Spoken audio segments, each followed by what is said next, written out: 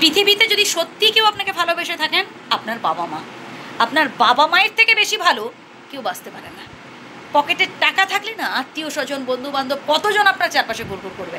আপনি কাকে মানে ফ্রেন্ড লিস্টে রাখবেন আর কাকে বাদ দেবেন আপনি নিজেই ভেবে পাবেন না। আর দুঃসময় সঠিক বন্ধু চিনে নেন। সুসময় অনেক বন্ধু থাকে, কিন্তু দুঃসময়ে খুব কমজন পাশে থাকে। যে বা যারা থাকে তারাই হলো আপনার আসল বন্ধু, বুঝলেন?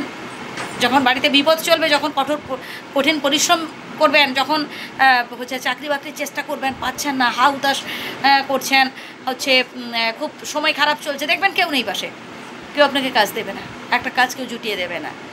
যখন আপনি না খেয়ে থাকবেন, যখন দিনের পর দিন খুব কষ্ট ভোগ করতে থাকবেন, দেখবেন আপনি এর ওর কাছে বলে বেড়াচ্ছেন আমার একটা কাজ ঠিক করে দেন, আমাকে একটা চাকরি জুটিয়ে দে না, কেউ আপনাকে সাহায্য করবে না। কারণ এই পৃথিবীতে না সবাই যে যার নিজেরটা বুঝে নেয়। এবার আপনি যদি আপনার মূল্যবান সময় নষ্ট করেন হচ্ছে বন্ধু বান্ধব আত্মীয় স্বজন এদের পেছনে বেশি ভেবে, এদের পেছনেই বেশি প্রায়োরিটি দিতে চান, তাহলে বলবো ভুল করছেন। আগে পরিবারকে ভালোবাসুন। আপনার বিপদে আপদে আপনার পরিবারই পাশে থাকবে।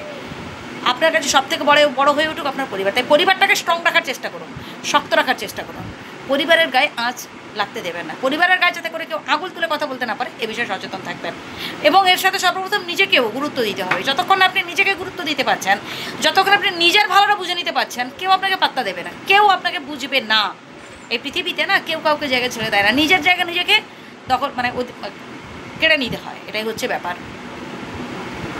তাই সবসময় নিজেকে গুরুত্ব দিন। মাঝে মাঝে আয়নার সামনে দাঁড়িয়ে নিজের মুখটা দেখুন যে আসলে আপনি কতটা সুন্দর।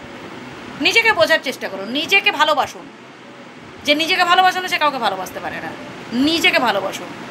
আপনি ভাবছেন যে সবাই মানে প্রত্যেককে খুশি করবেন, প্রত্যেকে যে যা বলছেন সবার সব কথা মেনে চলবেন, পারবেন না। একটা সময় দেখবেন আপনার নিজেরই বিরক্ত লাগবে। কারণ আপনার নিজেরও একটা পছন্দ আছে, আপনার নিজেরও একটা ভালো লাগা আছে, সেটাকে গুরুত্ব দিতে হবে। মাথা তুলে দাঁড়াবার চেষ্টা করুন, নিজের থেকে কিছু করার চেষ্টা করুন, স্বনির্ভর হওয়ার চেষ্টা করুন, ব্যাস। এবং এর জন্য দরকার রুটিন মাফিক জীবনযাপন করা, প্ল্যান মাফিক চলা।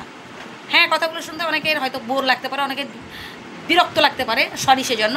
কারণ এই কথাগুলো সবার জন্য নয়। যাদের প্রয়োজন তারা শুনতে পারেন এবং গ্রহণ করতে পারেন। আমি বলবো যে লক্ষ্য স্থির রাখুন আর সামনের দিকে এগিয়ে যান।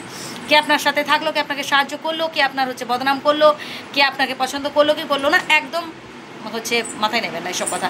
লক্ষ্য স্থির রাখুন, সামনের দিকে এগিয়ে যান, আপনার জয় হবেই হবে।